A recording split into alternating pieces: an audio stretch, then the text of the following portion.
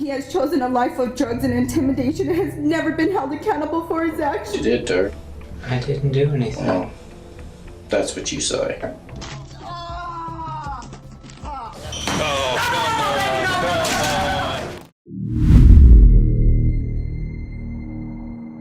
The grim sleeper, Lonnie Franklin, 63 years old and a former garbage collector, was impassive as he was sentenced for killing a teenager and 9 women in South Los Angeles between 1985 and 2007. What you've done is not just justifiable under the laws of God or laws of man, Superior Court Judge Kathleen Kennedy told him as the victims' relatives looked on, some in tears. The judge read the names of the 10 victims, pausing each time to say, "You shall suffer the death penalty." First degree Deborah Jackson is alleged in count 1 in the special circumstance of multiple. It is the judgment and sentence of this court that you shall suffer the death penalty. The nickname Grim Sleeper was coined due to an apparent 13-year break in the slayings, but authorities now believe Franklin was never inactive. During the penalty phase of his trial, prosecutors linked him to 5 additional murders. Detectives suspect he may have killed at least 25 women, many of whom were drug addicts or prostitutes from poor, marginalized neighborhoods. Community members complained that it took police 2 decades to link the cases to a single killer. Most victims were shot at close range. 2 were strangled, and 2 were both strangled and shot. The case concluded with several death sentences. Robert Martinez, a San Antonio man, is set to be sentenced at the State District Court after being found guilty of the 2015 shooting and killing of a man whose body was discovered in a Hell's Gate drainage ditch on San Antonio's west side. His sentencing was discussed for about 90 minutes by the jury. Martinez faced a 5 to 99-year sentence for the murder of Stephen Cerna. Martinez murdered Stephen Cerna on February 20th, 2015, after luring him with the idea of earning money for drugs. He then took him to Hell's Gate, a west side drainage ditch, and shot him 4 times. In June 2017, the San Antonio Police Department arrested and charged Martinez after he was reported bragging about killing Cerna more than 2 years after the crime. According to the prosecutor, Martinez killed Cerna because he believed the victim's family was involved in the murder of a friend. The prosecution relied heavily on Martinez's uncle Larry Isaac, who stated that his nephew confessed to him that he was Cerna's killer. Isaac agreed to testify against Robert in return for a reduction in his prison term for kidnapping. On the phone, I was like, why? He's like, because he came, he's in the dirt or something like that. He said what? He's in the dirt. I just didn't want to hear that he did it. I pretty much was trying to get the answer that Chasm did it. But he denied it and said he did. Leland McRae, the defense counsel, argued that Larry Isaac wasn't the right person to testify against Robert, considering his criminal record, and suggested that the police arrested the wrong person. This was not a retaliatory strike. There's no evidence of that.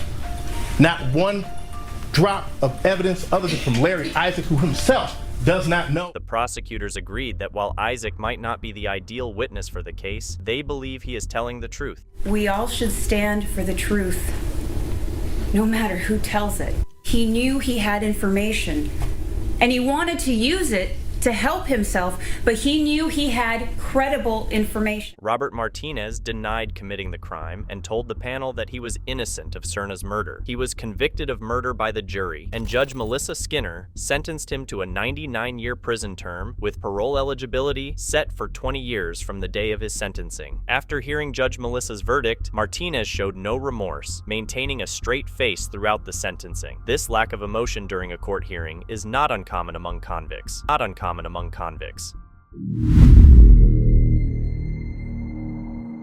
Sean Corbally, a man from central Indiana with 2 previous rape convictions, was found guilty of sexually assaulting a Greenwood mother at knife point while her daughter slept nearby. Corbally had been released from jail in February 2010 after serving less than 12 years of a 25-year sentence for a rape conviction in September 2000. The Indiana Department of Corrections officials stated that Corbally's sentence was reduced due to his excellent behavior, educational credits, and participation in substance addiction rehabilitation. After his release, Sean Corbally was labeled a sexually violent predator and placed on 5 years probation. While on probation, he broke into the home of a Greenwood mother of 2 in July 2012 through an unlocked patio door. He wielded a dull knife, threatened to kill her daughter and son if she resisted him, and sexually assaulted her. Corbally fled the scene but was arrested less than a week later for a different sexual assault, although he was freed due to lack of evidence. However, DNA evidence discovered at the Greenwood crime scene led to his rearrest. The 35-year-old woman submitted a letter to the jury in court expressing her feelings about Corbally. Judge K. Mark Lloyd of Johnson Circuit Court characterized the case as malicious and emphasized that the evidence against Sean Corbally was overwhelming. Corbally was convicted of rape, unlawful confinement, deviant criminal behavior, and burglary resulting in bodily harm. The jury reached a verdict of sexual assault after a 3-day trial that concluded on February 28, 2013. He was sentenced to 270 years in prison. Corbally displayed no sign of remorse after the verdict was delivered, maintaining his innocence. He was observed speaking to the police before eventually smiling as he was escorted out of the court premises.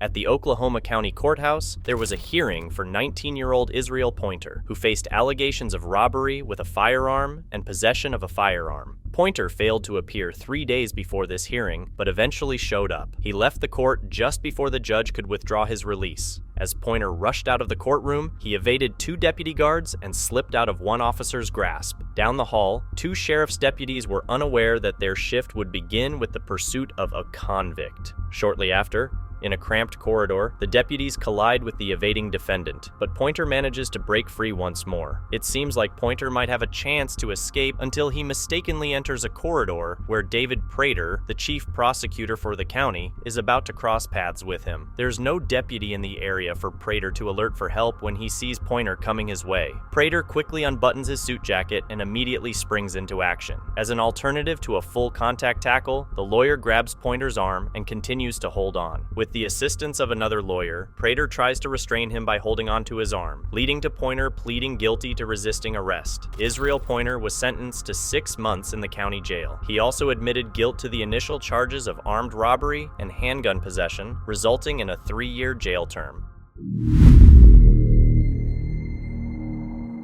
This is Vincent DeLorenzo, a former priest who sexually assaulted a boy. Former Genesee County priest sentenced to a year in jail and probation for a child decades ago. Vincent DeLorenzo, 84, previously residing in Flint, was sentenced on Tuesday to 1 year in the Genesee County Jail with credit for the 39 days he had already served. Additionally, he was placed on 5 years of probation. On April 25th, DeLorenzo pleaded guilty to sexually assaulting a boy. The incident took place after he officiated a service for a deceased family member of the boy back in 1987, as stated by the Michigan Attorney General's office. In the plea deal, DeLorenzo had some charges dismissed. These charges were about a different assault at a closed school in Burton from 1995 to 2000. The Attorney General's office says DeLorenzo will need to register as a sex offender, get counseling, and pay restitution. In the Jefferson County Circuit Court in Louisville, Kentucky, Ryaton Woodford, a 29-year-old former convict, is having a hearing to determine if his probation should be revoked. He is charged with breaking the terms of his probation related to drug and firearm offenses. Woodford's fiancée sits nearby. Judge Barry Willett keeps the camera focused on the empty witness chair while delivering his decision after hearing from the detective. And if you know, was Mr. Woodford at the time a convicted felon? Yes, he was. Woodford was charged with possession of narcotics and firearms. After he was sentenced, Woodford attempted to escape but was caught. His fiancée was heard begging him to stop trying to escape. Probation revoked in its entirety. Mr. Woodford, I'm going to send you to serve 5 years. Good luck to you. Please, no. No, ma'am.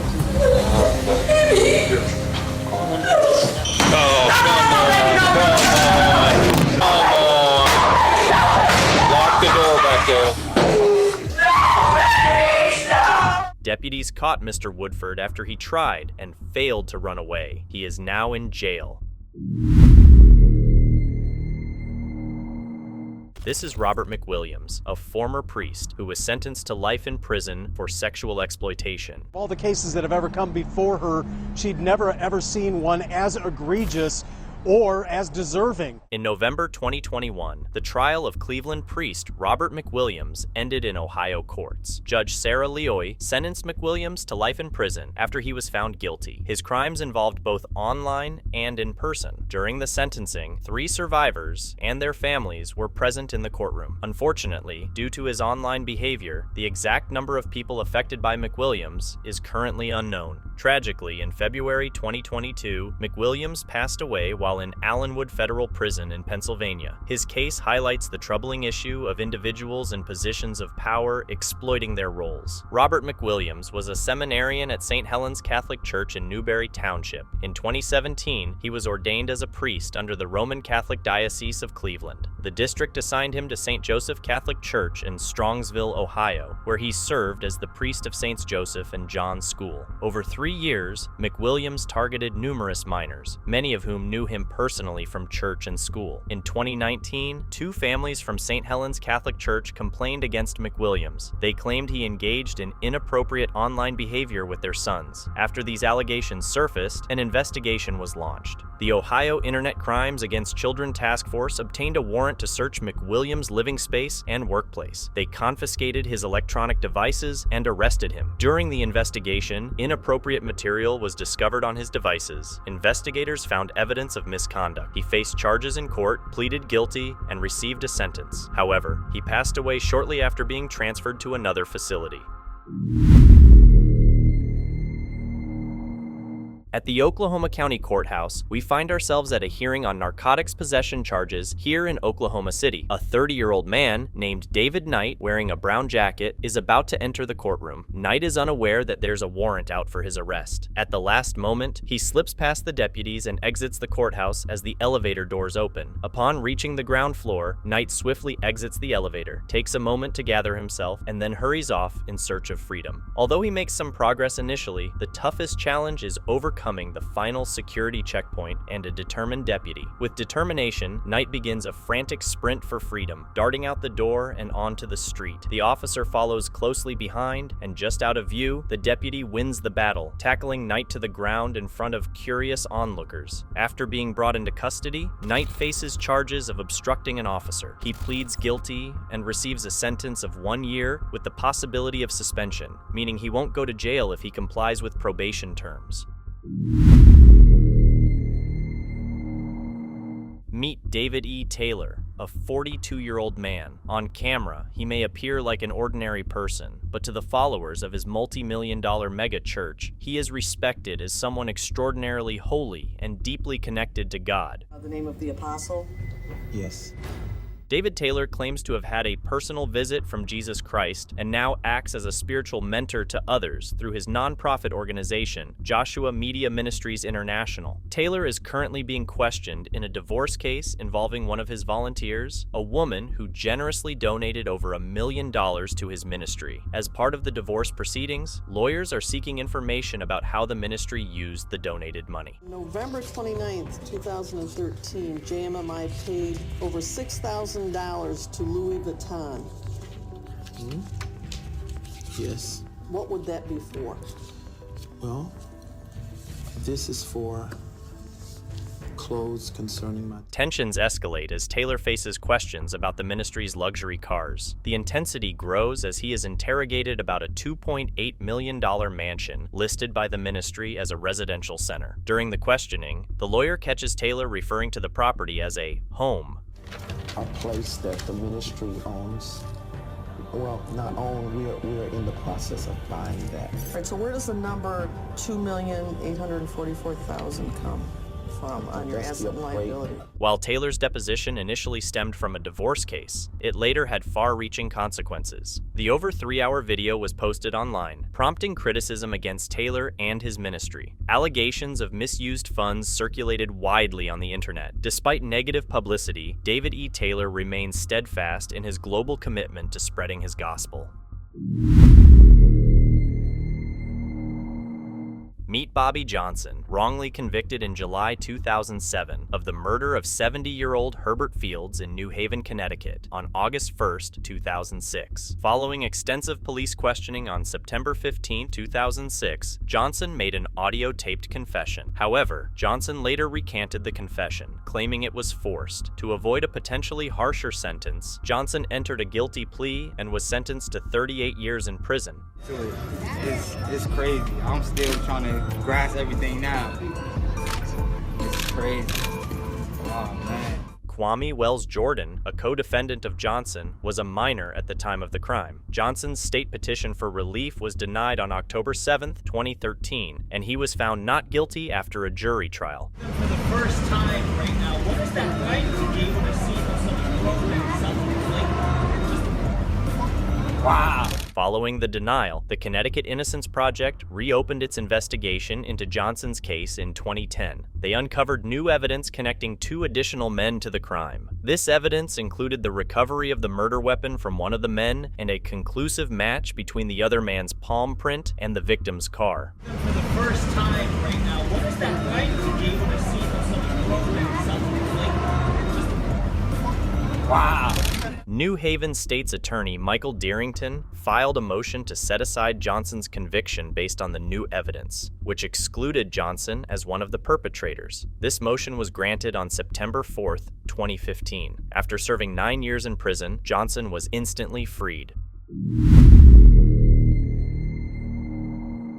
This is Diego Jose Zayas Martinez. He's facing charges of making terroristic threats and stabbing a man. Recently, he appeared in court for his bond hearing, during which his bail was set at $100,000. As a deputy escorted him to the bus, you could see Martinez. Like other defendants, he wears handcuffs, but his feet are not restrained. Taking advantage of this, he decides to make a run for it. Zayas Martinez seizes an opportunity to escape, slipping away just beyond the reach of the second deputy. Immediately, officers give chase, but one of them decides to stay with the other prisoners. Zayas Martinez reaches the parking lot with a deputy in pursuit, trying to close the gap. Despite the deputy's efforts to intercept him, Zayas Martinez stays one step ahead. He jumps over a fence, creating the illusion that he might have a chance to escape for good. However, his freedom is short-lived. Later that day, a concerned citizen informs a sheriff's deputy that the man they are searching for is hiding under her house. As a result, Zayas Martinez is captured and taken back to the courthouse. In light of his escape attempt, his original bond is increased to $500,000, and he now faces an additional charge of third-degree escape. Michael Carneal was a freshman in 1997 when he fired a stolen pistol at a before-school prayer group in the lobby of Heath High School near Paducah. Can you see and hear us okay? I entered my vote on September the 20th as well as a serve-out. It will remain the same. He was sentenced to life with the opportunity for parole after 25 years, the maximum allowed at the time for someone his age. On December 1st, 1997, Carneal wrapped a shotgun and a rifle in a blanket and took them to school, passing them off as an art project he was working on. When he arrived, he inserted earplugs and took the pistol out of his bag. He fired 10 rounds in rapid succession at a youth group of students. 3 girls later died, and 5 students were wounded. Carneal dropped the gun voluntarily. After the shooting, he placed his pistol on the ground and surrendered to the school principal. He was reported to have said, "Kill me, please. I can't believe I did that." In an interview, Carneal expressed remorse for his actions and acknowledged that he was only thinking of himself at the time. I know now that that's not something that I should do, and I'm able to not do it and rationalize. He stated that there was no simple answer for why he lashed out, but attributed it to suffering from delusions and paranoia. Carneal mentioned that the therapy and medication he received in prison had stabilized his mental health. However, on September 26, 2022, the parole board unanimously denied Carneal's bid for parole. He was ordered to serve out his sentence, meaning he would remain in prison for the rest of his life. This is 21-year-old Robert Peterson, the man wearing a fur cap. He's the one recording this footage as he enters the Kootenai County Courthouse in Idaho. Peterson is attending a hearing for a minor traffic infraction, where he was caught riding his bicycle at night without a light. However, right from the moment he enters the courthouse, it becomes evident that this won't be a routine security check. It's clearly posted on the entrance building. What? Clearly posted that I have to forfeit my right to be free from unreasonable search and seizure? To be precise, Peterson identifies himself as a sovereign citizen, asserting that he is a free man with certain rights and privileges. Instead of escalating the situation, one of the bailiffs chooses to go along with Peterson's behavior and ideas. Once he passes through security, Peterson sits at the back of the courtroom and continues recording the events. The bailiffs then make the decision to evacuate the courtroom and directly question Peterson. As evident, this bailiff maintains his sense of humor amidst the situation. I'm a man. You're human? I'm a man, yes. Can I see your Idaho state license? No, I don't have one. You don't have one? My person does, but I don't. After seemingly diffusing the situation, the bailiffs guide everyone back into the courtroom, except for one person. When Peterson refuses to step back, Chief Bailiff Pete Barnes fires his taser. Stop, please. I'm not doing anything wrong. Hey, you know what? You guys are really overstepping your bounds right now. The answer to that question is that Peterson was charged with 3 counts of battery and 1 count of contempt of court. Later, he entered an offered plea, which means he didn't admit guilt, but acknowledged there was enough evidence to convict him potentially. As part of the plea deal, jail time was waived, and he was ordered to pay a fine for his initial charge of riding a bike at night without a light. Listen to the interview with a man discussing a missing college student. You might initially think he is genuinely distressed about his neighbor's disappearance, someone he considered a friend. However, things are not as they seem, and this man is not as good of an actor as he believes himself to be. Gonna be a missing person. Lauren Giddings. Investigators' desperate search for answers. You used to watch her come in and out of her apartment, didn't you? No. Now you're lying. Leads to the interrogation of a suspect that just won't break. How can you remember a statute and you can't remember what you did 2 days ago? This is the case of Lauren Giddings, a 27-year-old woman from Maryland who went to Georgia to attend law school at Mercer University. Lauren was, by many people's definition, the full package. She was beautiful and kind, as well as very intelligent and driven. She had big plans for her future and was willing to work hard to achieve them. Her whole family was very proud of her. Going to college was huge. No one in our family had ever been to college. In June of 2011, all of Lauren's hard work was about to pay off. She had completed her studies and only needed to take the bar exam. Lauren lived in an apartment right next to the university, a convenient location that was also home to several other graduate students she knew. One of these fellow graduates was Stephen McDaniel, who lived across from Lauren. They talked occasionally, and he had once asked her out, but she declined because she had a boyfriend. Leading up to June 30th, 2011, Lauren told everyone she would focus entirely on studying for the weekend bar exam. When the weekend passed, and no one had heard from her, those close to her grew worried. Lauren was close to her family and always checked in, but they thought she might be busy studying. However, they soon discovered that none of her school friends had seen or heard from her either, which was unusual. In fact, one friend called the cops after visiting Lauren's apartment and getting no response. The police checked the scene but found no signs of a break-in, so they left. As hours passed with no word from Lauren, her friends grew increasingly worried and decided to contact her sister Caitlin to express their concerns. Wednesday, one of her friends called me and asked me if I had talked to Lauren, because she said I called, her phone was dead. So of course I immediately picked up the phone and called, and her phone was dead. And I did think that was weird. Caitlin called everyone she could think of who might know Lauren's whereabouts but had no luck. Called her boyfriend. I had called friends in Atlanta, friends here, called hospitals in the area. Caitlin knew of a secret key her sister had hidden, so she gave one of Lauren's friends permission to use it to enter the apartment and check things out. The friend did so and quickly realized that everything Lauren would have taken with her, including her wallet and school ID, was still there. To Lauren's friends and family, this confirmed that something was terribly wrong. The morning that we went up there, we were able to gain access to her apartment.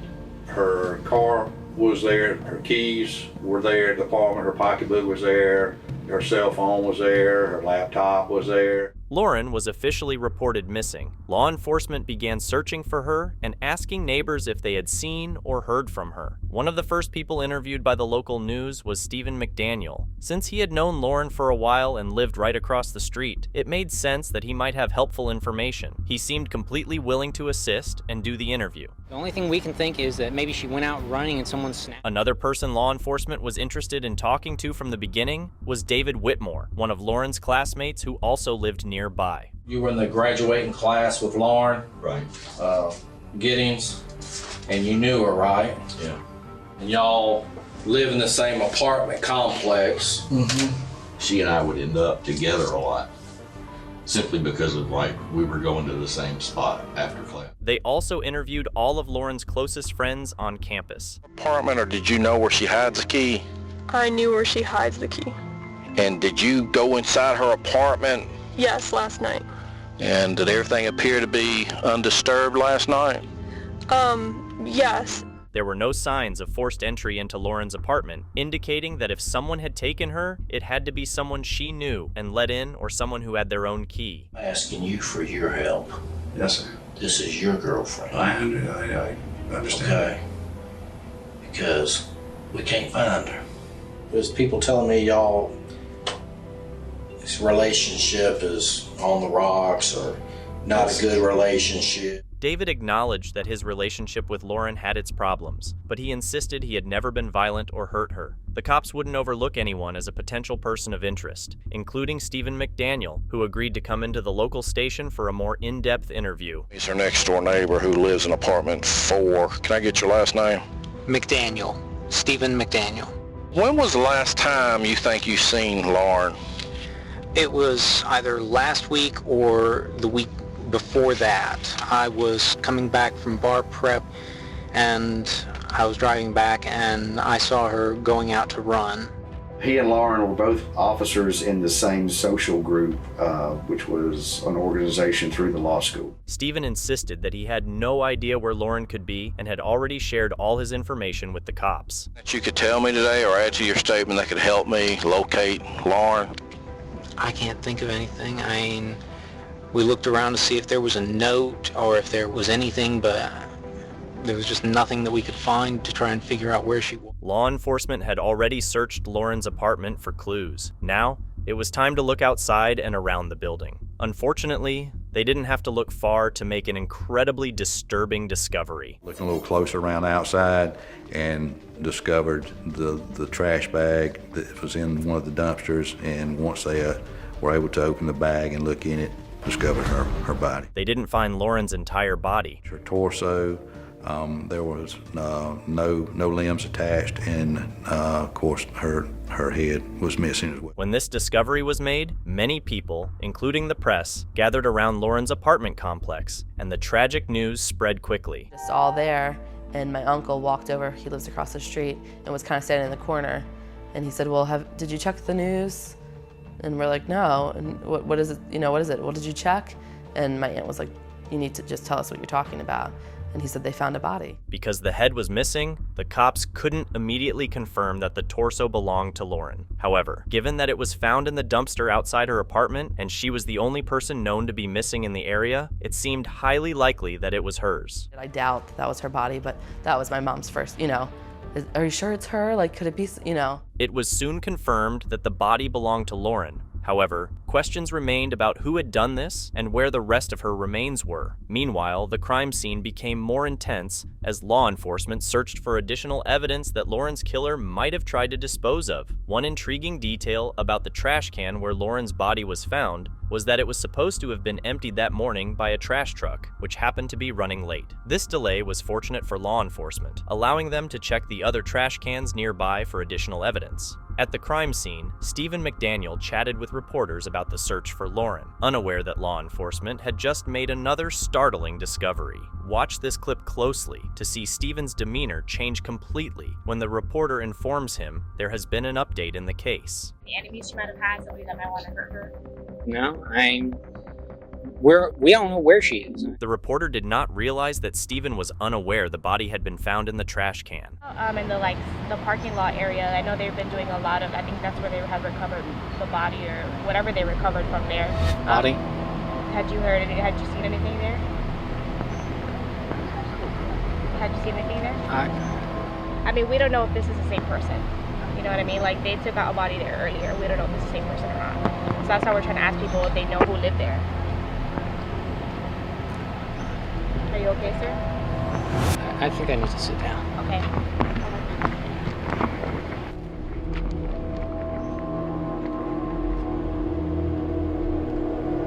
But Stephen knew the body was Lauren's and not someone else's. At that moment, he also realized he was in serious trouble. Suddenly, he switched gears, crying, and putting on an elaborate performance, claiming he wished he could do more to protect Lauren. I just heard something. Maybe I could have helped. Stephen's behavior in that interview caught much attention, including from law enforcement, who found it very suspicious. They were already beginning to investigate Stephen more thoroughly and had many questions for him. Stephen agreed to come into the station for an interview, but it quickly became clear that his chatty demeanor had completely changed. He now responded using as few words as possible. You know about this girl right here?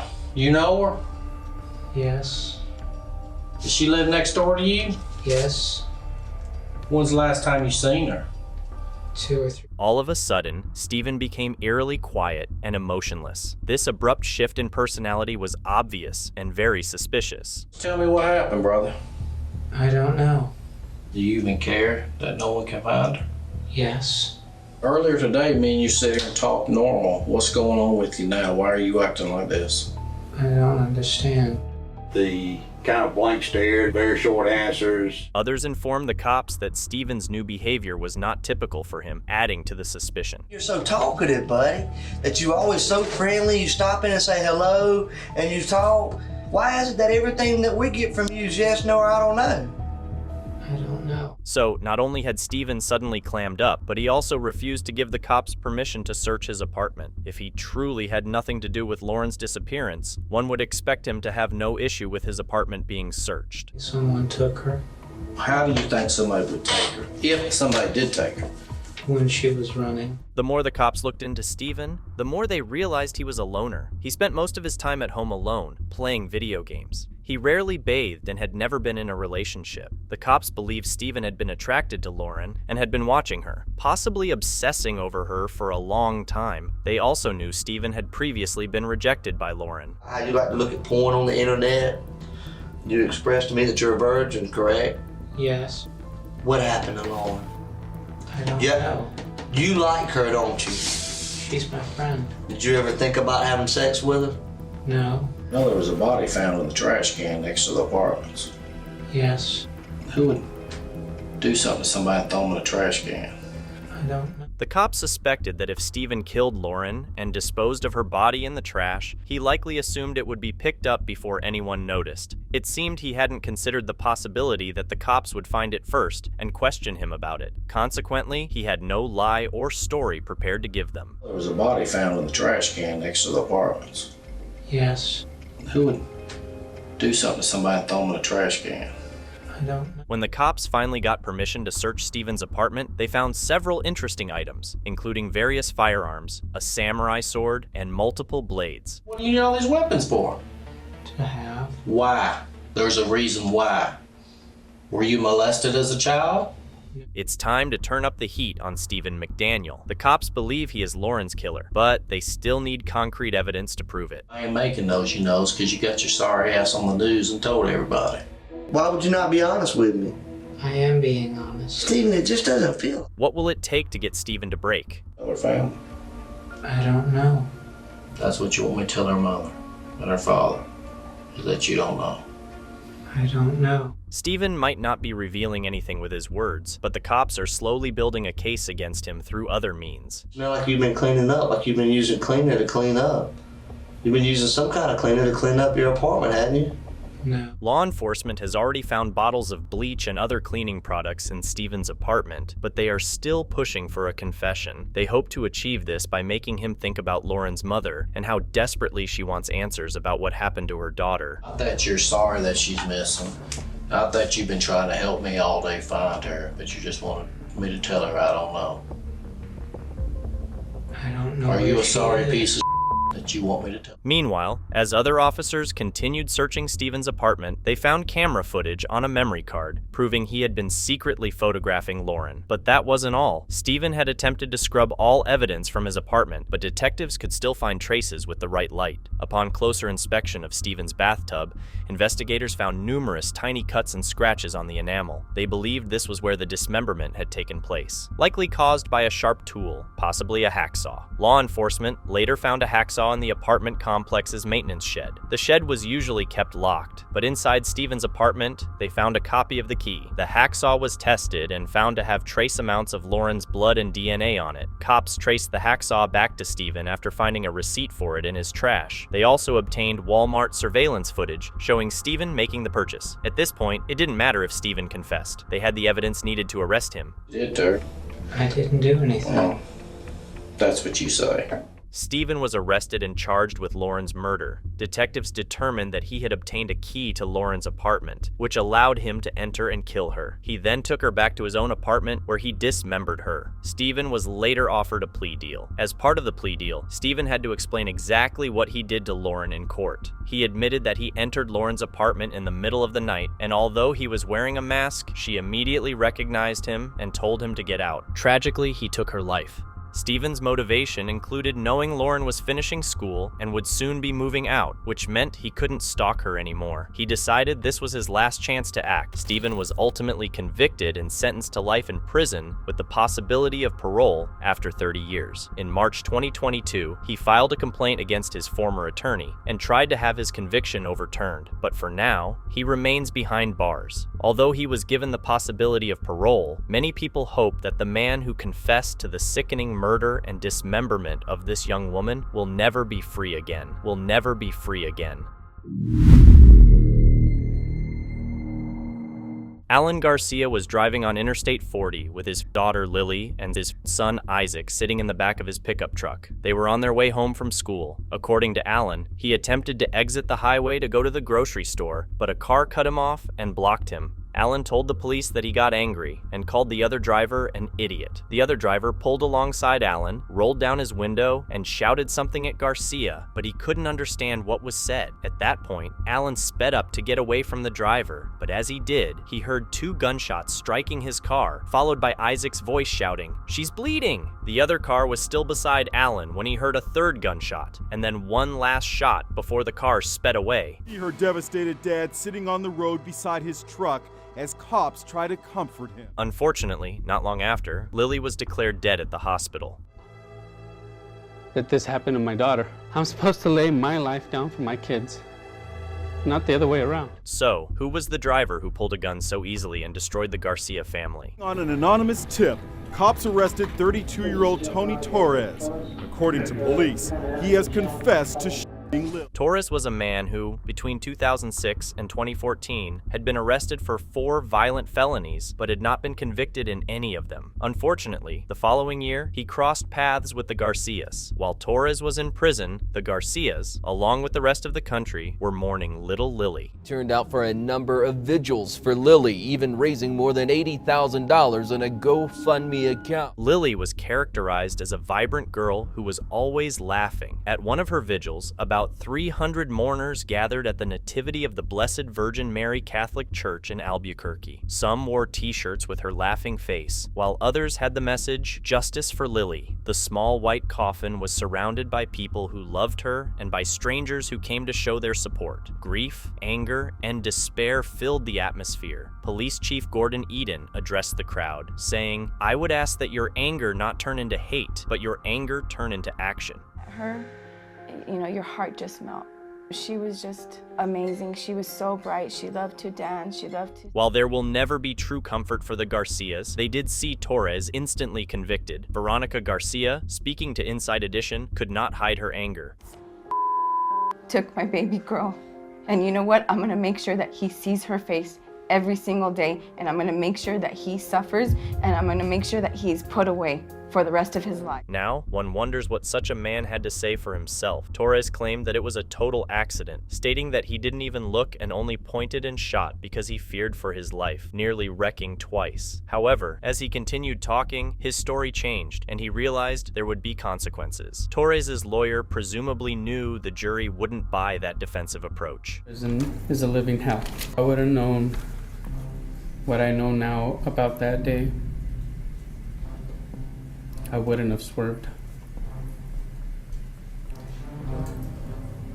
My daughter's life was worth more than 20 cents, cost of a 9mm bullet, and 16 years. By sticking to that story, Torres risked a first-degree murder conviction and a life sentence. Upon entering the courtroom, just before the judge announced his conviction, the air was filled with the sound of sobbing and shackles, reflecting the agony of the moment. Torres pleaded guilty. He signed the plea deal, and the judge sentenced him to 16 years in the Department of Corrections for second-degree murder and a gun charge. Upon hearing his sentence, Alan Garcia stated, Torres has done nothing but caused harm and havoc with anyone that he has come into contact with, dating back to 2005. He has chosen a life of drugs and intimidation and has never been held accountable for his actions. When it was her turn, Veronica Garcia expressed herself. Sorry for taking the life of Louie.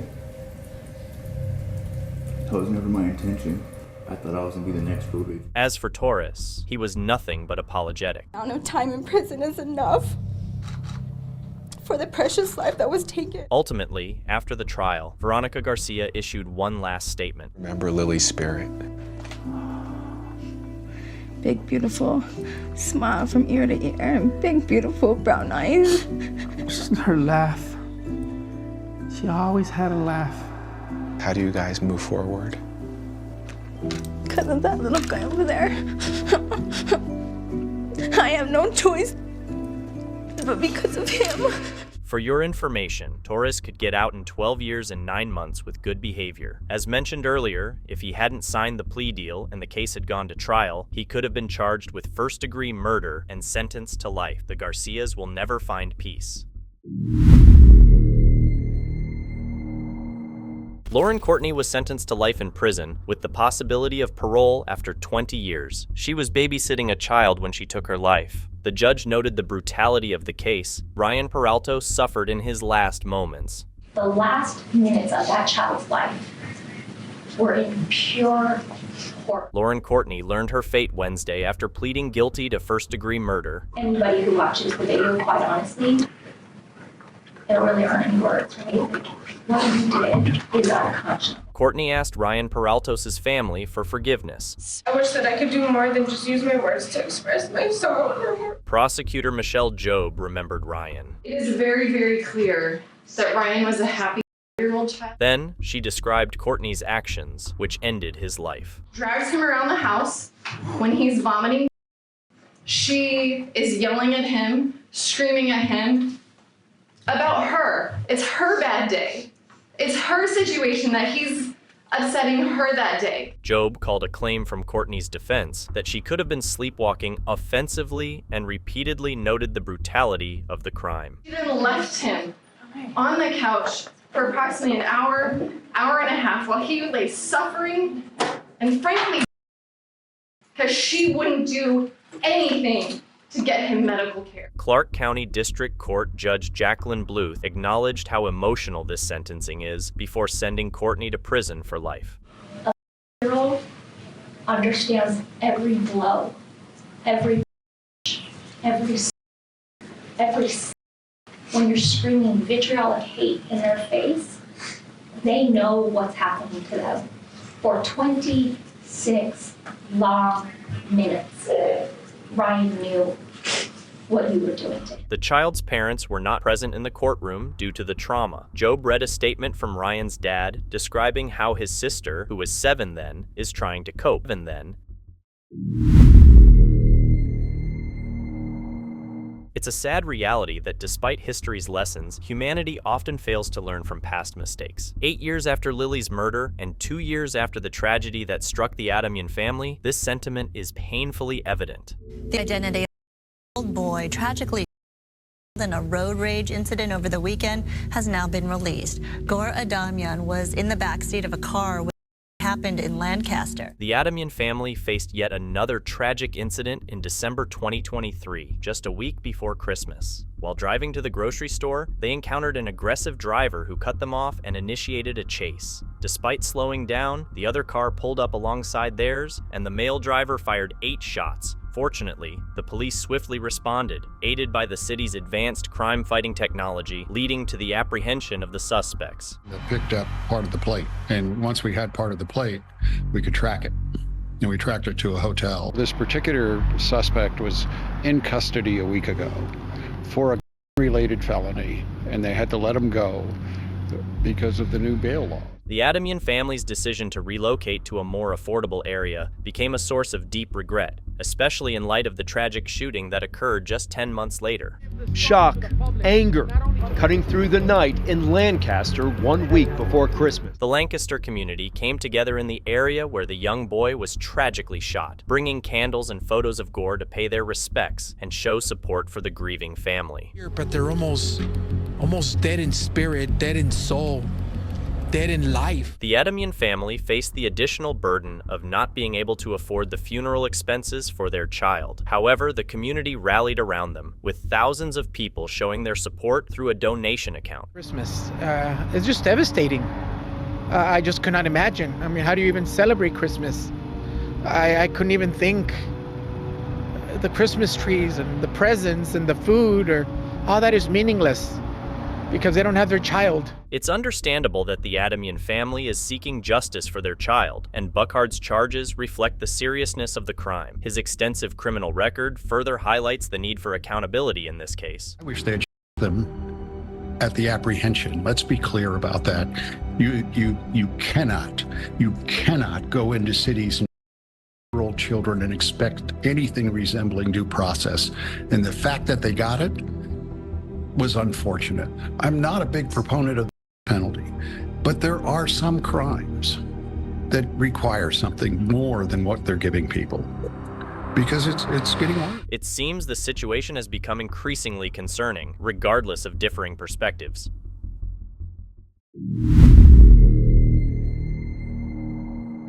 On July 16, 2011, Tyler Hadley committed the unthinkable by murdering both of his parents, Blake and Mary Jo Hadley, in Port St. Lucie, Florida. Tyler lived with his siblings and parents at the time. His descent into becoming a mass murderer began when he started skipping school and using drugs. His parents discovered his behavior and enrolled him in an outpatient drug treatment program, but unfortunately, the situation only worsened. It's tragic that Tyler felt killing his parents was the only way to avoid attending the program. Other options were available to him, like seeking help from a trusted adult or counselor, or finding alternative solutions to his problems. Unfortunately, in his distorted mindset, Tyler saw this as a solution. It's important to recognize that his actions were deeply wrong and devastating for all involved. It's chilling to think that Tyler confided in a friend about his plans and even intended to host a party on the same night. His decision to carry out such a violent act is deeply troubling. On July 16th, when his parents unexpectedly came home early, he hid their phones, took 3 ecstasy pills, and began the horrific act. While his mother was working on her computer in the living room, he attacked her with a claw hammer. The brutality of Tyler's actions is deeply disturbing.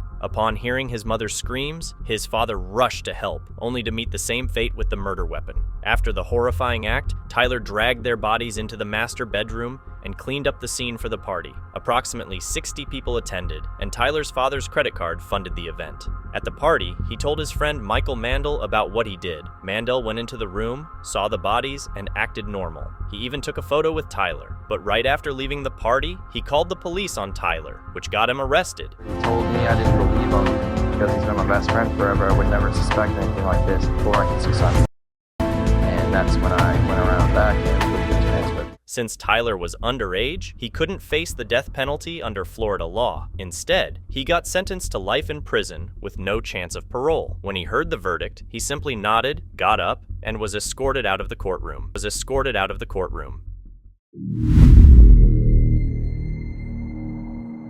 China. Arnold, born on March 29, 1980 in Dayton, Ohio, was an American convicted murderer. Arnold, who had prior convictions for abduction in 2000 and forgery in 2002, was sentenced to life in prison without the possibility of parole on September 8, 2008, for killing her daughter, Paris. Arnold took Paris to the hospital the next day, where she passed away from her injuries. Initially arrested, Arnold was released due to a lack of evidence. However, she was rearrested in November of 2006. The claim resulted in a mistrial. However, at the second trial, the mother of the boy in question established that he was not at the housing complex when Paris perished. Arnold was subsequently convicted of aggravated slaying. On November 5, 2010, the 2nd District Court of Appeals reversed Arnold's conviction, citing misconduct by prosecutors and the court's error in not allowing material witnesses to testify in Arnold's defense. On May 13, 2011, a jury found Arnold guilty of aggravated slaying. Her attorney had argued that the evidence pointed as much to Tally as it did to Arnold, but this argument was unsuccessful.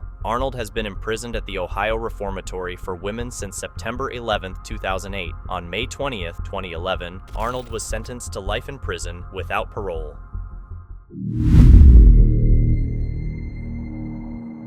The tragic loss of Steve Markey, murdered in an attempted carjacking in Minneapolis, weighed heavily on his family as they gathered in a Hennepin County courtroom to bury their mix of anger and grief one by one. The person who cold-bloodedly murdered my son is getting off with probation. And why? Because he's a whole new man. The family pleaded with the judge to reject the plea deal that would have resulted in 20-year-old Hussein Braveheart receiving probation instead of nearly 22 years in prison for aiding and abetting murder. My reaction to the plea agreement: we are witnesses to the collapse of the Hennepin County Attorney's Office. The family loudly criticized Hennepin County Attorney Mary Moriarty, tearfully calling the plea deal a disgrace to the justice system. No, judges don't often reject negotiated pleas, but this is the negotiated plea to reject. Moriarty's office justified the deal, citing Braveheart's lesser role in the crime and his progress in rehabilitation since the incident in 2019. I apologize for not being a better person that day. If I could take my actions back, I would, in a heartbeat. The judge highlighted that Braveheart not only fired shots at Markey, but also supplied the guns, casting doubt on his claimed progress while in custody. Next, we have this mother seeking child support, but there's a small hitch in her tale. She was in a relationship with someone else while pregnant with this man's child. I don't need to hear anything else from you about this, don't you understand? I've been with the same person since I was pregnant with his child. That's who been in his child life and been taking care of his child since day one. I have been with him in my life while I was pregnant with his child. The more you talk, the worse it comes across. You understand? Did you ever tell Mr. Jubert that somebody else might be the father of the child? I have never. He was That's okay. He You was can just say yes or no, Miss Sonia. No, you don't have well, to no, explain it. no. Okay? No, I have never said that, no. Okay. Did you ever tell anybody else that somebody else could be the father of the child? No. Okay. And Mr. Jubert made an allegation against you that you've been harassing him for the last several months. Do you call him on the phone a lot? Well, what happened was, no, I don't. I only reached out to him whenever he called me and said, and I had a text message, I'm gonna come see my son. He got the results in the mail. His dad called him or whatever. So he told me to add him on Snap. I done that. And then 2 weeks, 2 weeks passed by. I'm like, okay, he never reached out. So I reached out and I was like, I thought when you reached out, things was going to be better, for Berlin. And he was back on that, leave me alone, bro, and this is and that. And I'm like, how you go from one person to the next person? Okay. So that's how it was. And then he gave his, was supposed to be girlfriend, my number, and they start calling and texting my phone. And then his mom started calling and texting me. And she never had my number. He gave it to them. Okay. And I have everything on video recording of him reaching out, text messages, snaps. I have stuff. He said harassing his friends. He have added my friend on Snap, another friend on Instagram, 2 friends on Facebook. I have all those proof. So no, it's not harassment when he's doing the same thing. I don't call it that. I'm not petty like that. I'm a parent. So it's all about growing up and being adults. Sonia, that's fine. Yeah, I know, but and then like no his buts, address, Miss Sonia. There's no okay, buts. but sir, his You address, how y'all think?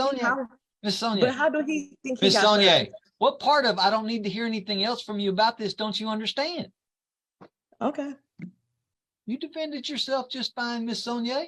But the more you Yeah, talk, I just don't. the more you talk, Miss Sonia, see, there you go again. The more you talk, the worse it comes across. You understand?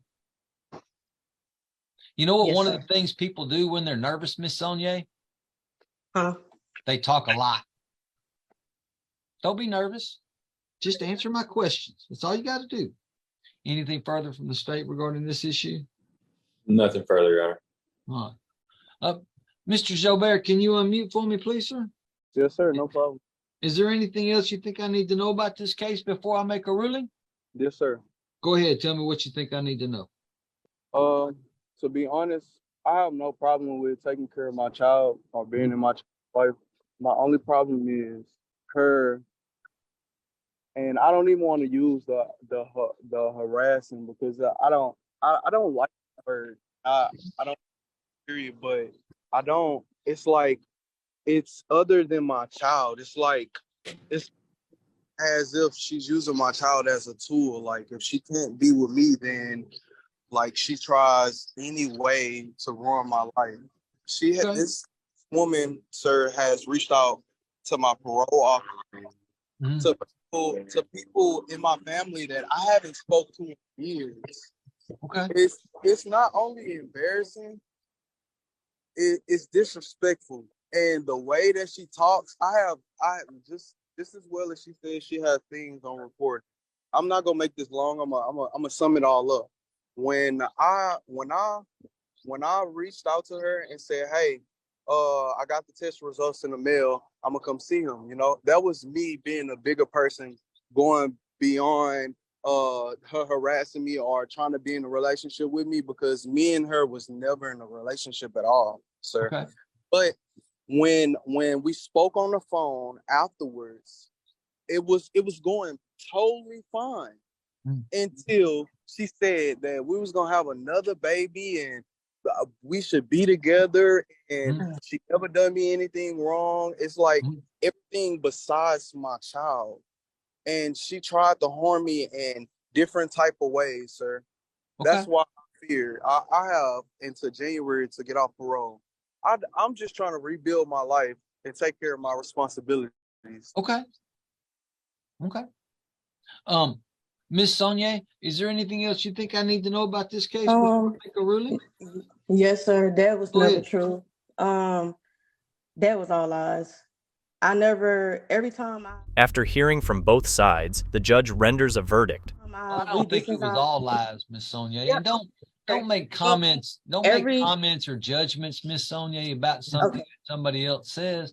Just make comments about what you think. All right. Okay. Well, no. Every time we have stopped talking, he have always been a person to come back and reach out, and I have messages. So he would say, why you don't love me like I love you and stuff like that. Like it'd be stuff like that. Or we never told each other we was together. We just used to always, he used to be like, come get me, come get me, come get me. So I go get him. I was single, so I was doing me, so go get him. Why not? If you want to chill, let's chill. That's how he was. When he reached out, no, I never did reach out again until 2 weeks later. It was never, ever about me and him being together. I have not tried to be with him. If he asked or talked about it, we'll talk about it, but it was never none of that. Okay. Because I've been with the same person since I was pregnant with his child. And that's who been in his child life and been taking care of his child since day one. So every time I reached out, he would always be like, I don't think we could ever be together again. I can play the recording if I wanted to.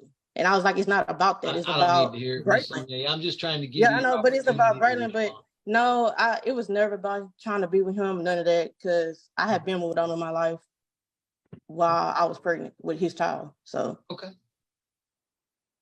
Anything further from the state? Nothing further, Your Honor. Court's going to find the court has jurisdiction. Oh, Miss Sonia, do you live in Jefferson County? No, I don't. Where do you live? What county? I'm in Harris. And how long you been in Harris County? Since July. Since July? They knew that. They said that they were just going to proceed and then transfer it afterwards. Okay. But I'm not going to be here. January, we're moving to Seattle. So. Okay. Well, yeah. all right. Well, I'm going to go ahead and make a court order. And of course, going to find the court has jurisdiction. Of course, going to find. Well, you were in Jefferson County though when the lawsuit was filed. Is that right, Ms. Sonia? Yes. Okay, Yes, that's good. That's good. The court's going to. Well, let me look at something else. Let's see. I think we did this the different way. Sole managed conservator of the child, Mr. Jobert, will be a possessory conservator of the child. Mr. Jobert is going to have visitation at any and all times the parties can mutually agree. If no mutual agreement, then the parties will have, Mr. Jobert will have a phased-in visitation schedule with 12 visits at each phase. It's a very young child, and Mr. Jobert, without blaming anybody, hasn't had any contact with the child, so that relationship has to be established. There'll be no domicile restriction in this case, Mr. Schlett, since nobody lives in this county. I thank you both for being here today. Thank you for your patience. This took a little while longer than what it should have. But I do appreciate your patience. Big thanks to our viewers for joining the courtroom journey with us. Your interest in the stories of justice is what keeps our channel alive.